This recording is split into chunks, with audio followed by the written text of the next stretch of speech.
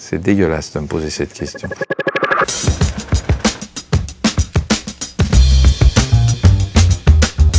Oui, je cours tout nu sur le plateau pour me détendre et faire rire tout le monde. Et puis après, je me rhabille pour l'antenne. Je n'ai aucun rituel. Non. Bah non, parce que je me sens un peu responsable de leur hypocondrie. Hein, à force de leur expliquer toutes les maladies depuis 20 ans, ils sont hypocondriaques à cause de moi. Donc j'essaye de d'une part de les rassurer, puis d'autre part de vendre mon bouquin sur l'hypocondrie. Plus les gens sont hypocondriaques, plus je vends de bouquins. Donc c'est ma première télé à Télématin où j'ai cru que j'allais perdre connaissance en direct tellement j'avais le trac. Les fous rires, j'en ai eu beaucoup, mais le moment le plus jouissif probablement, sans que je parte en fou rire, c'est avec Thierry Lhermitte. On faisait un appel à témoins et puis lui nous disait bah, si vous avez besoin d'un témoin, je peux venir. Thierry, vous pourriez être témoin d'ailleurs. Oui. Vous n'avez jamais eu... J'ai surmonté, grâce à la... C'est fort. Grâce à quoi ? Grâce à quoi ? La philatélie. Il y a un timbre en particulier qui vous a permis de sortir de ce mauvais pas ou pas ? Une très belle série de Saint-Marin sur les maladies de la peau. Sur les maladies de la peau. Très belle. On comprend mieux. À chaque fois que je le vois passer dans les bêtisiers, je pleure de rire.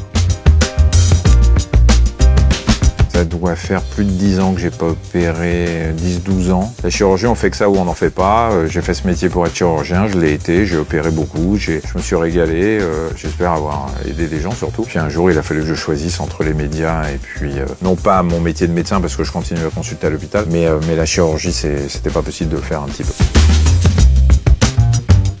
De se prendre une bonne claque en audience. C'est ce qui paraît le plus évident et en même temps, je vois tellement de gens qui ont un melon pas possible alors qu'ils ont foiré tout ce qu'ils ont tenté de faire à la télé, qui se permettent de critiquer les autres, de démolir tout ce qu'ils voient alors que tout ce qu'ils ont touché c'était dramatique. Je crois qu'il y a des moments, c'est irréversible malheureusement. Surtout avec Agnès Buzyn, que j'admire beaucoup. Si on me confie une mission qui va avec mes convictions, voilà, à part si un jour c'était un gouvernement d'extrême droite ou d'extrême gauche, je refuserais. Mais aujourd'hui, si on me le demandait, je le ferais. Ouais. C'est un jour dans la rue, une dame qui m'a abordé en me disant « Je peux vous parler 2 secondes, docteur? J'ai des démangeaisons dans le vagin, qu'est-ce que vous en pensez ?» C'était dans la rue. J'ai dit à la dame que j'en pensais pas grand-chose à cet endroit précis. Une maladie préférée. Une maladie préférée, c'est une très bonne question. C'est-à-dire que alors je préférerais bien sûr aucune.